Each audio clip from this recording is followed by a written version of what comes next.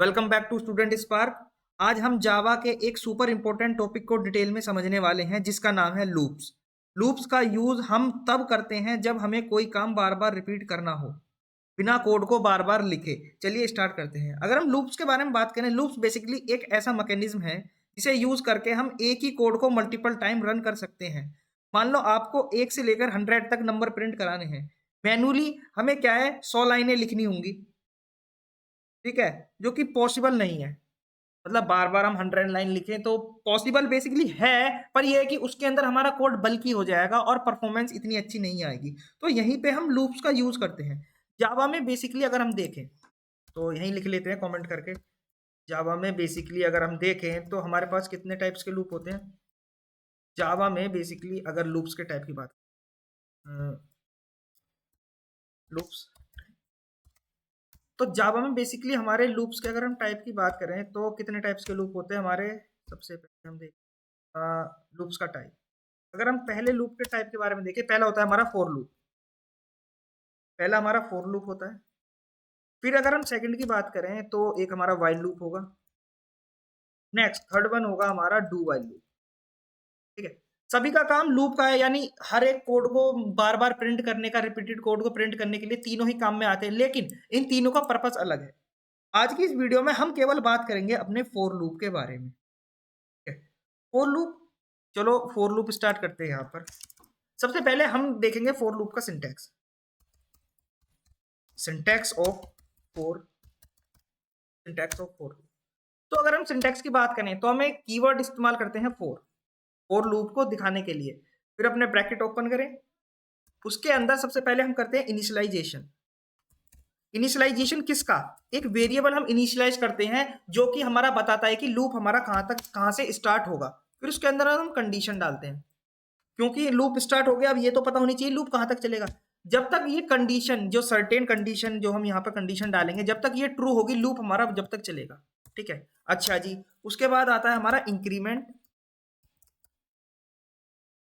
Increment and then decrement, यानी इसमें से हम एक इस्तेमाल करेंगे यहाँ पर लूप के लिए। फिर इसके अंदर हमारी आएगी बॉडी, किसकी?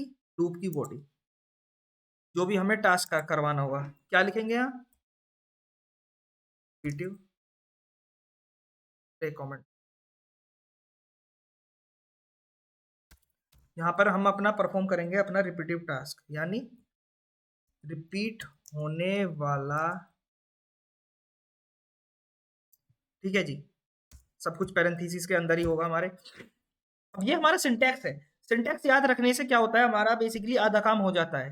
सबसे पहले क्या, फॉर कीवर्ड का इस्तेमाल करेंगे, फिर ब्रैकेट ओपन करके उसके अंदर इनिशियलाइज करेंगे एक वेरिएबल को, जो कि हमारा डिफाइन करेगा कि लूप हमारा कहाँ से स्टार्ट होगा। कंडीशन ये जब तक ट्रू होती रहेगी तब तक हमारा लूप रन करेगा। और इंक्रीमेंट डिक्रीमेंट क्या है, हर आइट्रेशन के बाद वैल्यू जो है बढ़ती है और घटती है। तो उसमें हमें देखना होगा कि हमें बढ़ानी है वैल्यू या घटानी है। ठीक है, अब ये वर्क कैसे करता है। मान लीजिए आपने कोड लेते हैं पहले। अगर हम एग्जाम्पल लें, इसके अंदर 2-3 एग्जाम्पल पढ़ेंगे। Example number 1, example number 1। ठीक है, अब यहाँ हमें क्या करना है, यहाँ बेसिकली हमें नंबर प्रिंट करवाने हैं 1 से लेकर 10 तक। तो कैसे होंगे, फॉर लूप ले लेते हैं, उसके अंदर एक वेरिएबल इनिशियलाइज करेंगे जो कि हमारा स्टार्ट होगा। वेरिएबल आई है, ये एक स्टैंडर्ड वे है, आई को ही लेते हैं हम ज्यादातर, आई जे ए ऐसे करके।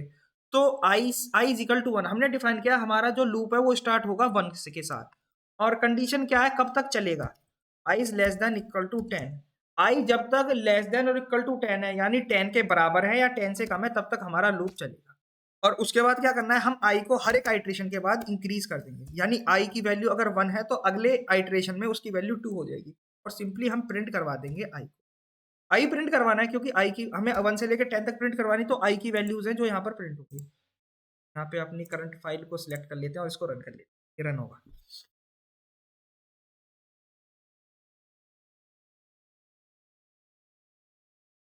ये हाँ, ये होगी प्रिंट 1 से लेकर 10 तक क्या होगी।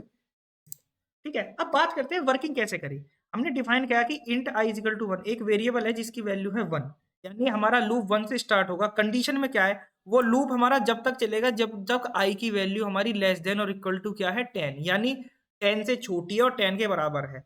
जैसे ही हर एक लूप होगा उसके बाद हमारा क्या है, आई की वैल्यू इंक्रीज हो जाएगी। तो बात करें सबसे पहले ये कंडीशन चेक हुई, वो ये इनिशियलाइजेशन हुआ आई इज इक्वल टू 1 है, ठीक है। फिर उसने कंडीशन चेक करी कि आई की वैल्यू कंडीशन को सेटिस्फाई कर रही है या नहीं, यानी 10 से कम है, हाँ जी ठीक है। तो सिंपली क्या करेगा, प्रिंट कराएगा। प्रिंट करवाने के बाद वो इसको इंक्रीमेंट कर देगा। अगर पहले इंक्रीमेंट हो जाएगी तो आई की वैल्यू यहाँ पर 1 नहीं 2 प्रिंट होगी। तो पहले क्या करेगा, वो चेक करेगा कि हाँ आई की वैल्यू 1 है, फिर कंडीशन चेक करेगा क्या कंडीशन को ये सेटिस्फाई कर रहा है नहीं, ट्रू कंडीशन है या नहीं। अगर ट्रू है तो वो क्या करेगा, अंदर के स्टेटमेंट को प्रिंट करवा देगा, अंदर का जो भी कोड है, ठीक है। 1 उसने प्रिंट करवा दिया, देन उसने क्या करा, आई की वैल्यू इंक्रीज कर दी, ठीक है। आई की वैल्यू कर दी इंक्रीज। अब उसके बाद क्या हुआ, जब उसने आई की वैल्यू इंक्रीज कर दी तो फिर वो इनिशियलाइजेशन के पास नहीं जाएगा, वो जाएगा कंडीशन के पास। आई की वैल्यू अब 2 हो चुकी है, 2 के बाद वो गया हमारा कंडीशन चेक करने, 2 10 से कम है या बराबर है, कम है ना, ठीक है, कंडीशन ट्रू, फिर उसने प्रिंट करवा दिया। ऐसे ही फिर इंक्रीज होगी, ऐसे करते करते जैसे ही 10 की वैल्यू आ जाएगी, अब यहाँ पर 9 हमारा प्रिंट हो चुका है, आई की वैल्यू इंक्रीज हो चुकी है, फिर उसने कंडीशन चेक की, आई की वैल्यू बराबर 10 हो चुकी है, मतलब 9 है, इंक्रीमेंट होने के बाद 10 हो गई। उसने चेक करा छोटी है बराबर है 10 से, ठीक है जी, उसने प्रिंट करवा दिया। देन फिर उसकी इंक्रीज हुई वैल्यू 10 से 11। उसके बाद ये इसके पास पहुंचा, आई की वैल्यू उसने कंडीशन देखी कि छोटी है बराबर है नहीं, बड़ी है, आई की वैल्यू 11, तो उसने क्या कहा, टर्मिनेट कर दिया और यहाँ से बाहर हो जाएगा। उसके बाद नीचे के जितने भी स्टेटमेंट होंगे उन्हें वो प्रिंट करवाएगा। तो ये तो था हमारा एग्जाम्पल नंबर 1, जिसके अंदर हमने 1 से लेकर 10 तक नंबर प्रिंट करवाए। अब एक और एग्जाम्पल लेते हैं जो कि होगा रिवर्स लूप, यानी अगर हम 1 से लेकर 10 तक वैल्यू प्रिंट करवा सकते हैं तो क्या हम रिवर्स ऑर्डर में भी वैल्यू प्रिंट करवा सकते हैं? हाँ। उसके लिए हमारा क्या होगा, एग्जाम्पल नंबर 2, जिसके अंदर करवाएंगे हम रिवर्स। अब फिर से वही और स्टेटमेंट ब्रैकेट ओपन, उसके अंदर हमें लिखना होगा कि हमारा लूप कहां से स्टार्ट होना चाहिए। बेसिकली अगर हमें रिवर्स करवाना है 10 से, तो जाहिर सी बात है कि हमें सबसे पहले 10 प्रिंट करवाना है, तो स्टार्ट कहां से होगा, int i is equal to 10 से, यानी 10 से स्टार्ट होगा। अब हम कंडीशन क्या लगाएंगे, तब तक चले जब तक आई की वैल्यू 10 से छोटी होते होते 1 के बराबर नहीं आ जाए।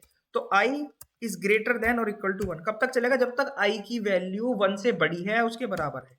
यहाँ पर हमें क्या करना होगा, अब यहाँ पर चेक करना है वैल्यू हमें डिक्रीज करनी है या इंक्रीज करनी है। अगर हम देखें तो 10 से हम 9 पर आ रहे हैं, तो वैल्यू सिंपली क्या है, यहाँ पर डिक्रीज होगी, क्या होगी, डिक्रीज होगी।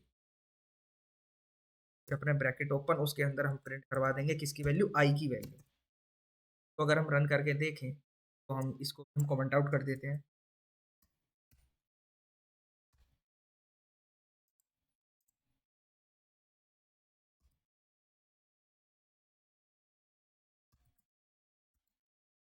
फिर हो जाए, ठीक है, कमेंट आउट यहाँ पर हो चुका है। इसको रन करा के देखें तो वैल्यू 10 से लेकर 9 तक प्रिंट हो जाएगी। ये 10 से स्टार्ट हुई, देन डिक्रीज होती होती कहाँ तक, 1 तक आ गई। अब एक और स्टेटमेंट लेते हैं एक एरे का।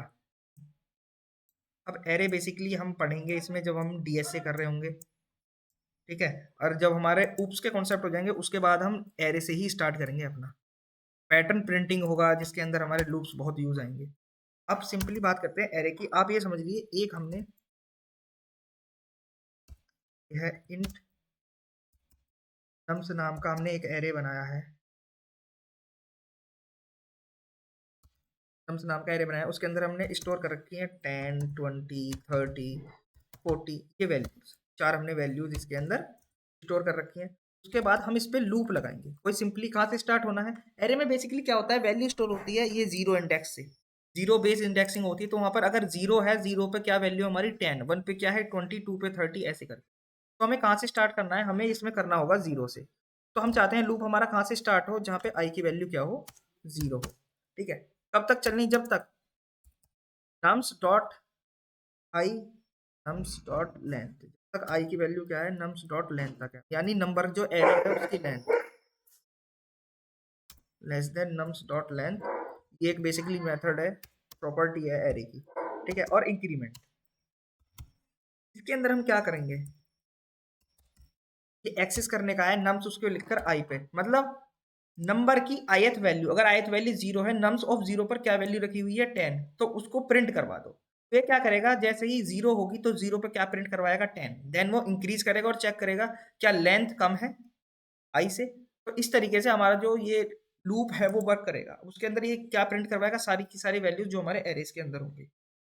सो सारी की सारी वैल्यूज प्रिंट हो जाएंगी। तो दोस्तों यही था हमारा जावा का फॉर लूप, जो रिपीटिव टास्क को बहुत ही इजी बना देता है। आप जितना ज्यादा प्रैक्टिस करोगे उतना ही लूप्स के साथ कंफर्टेबल हो जाओगे।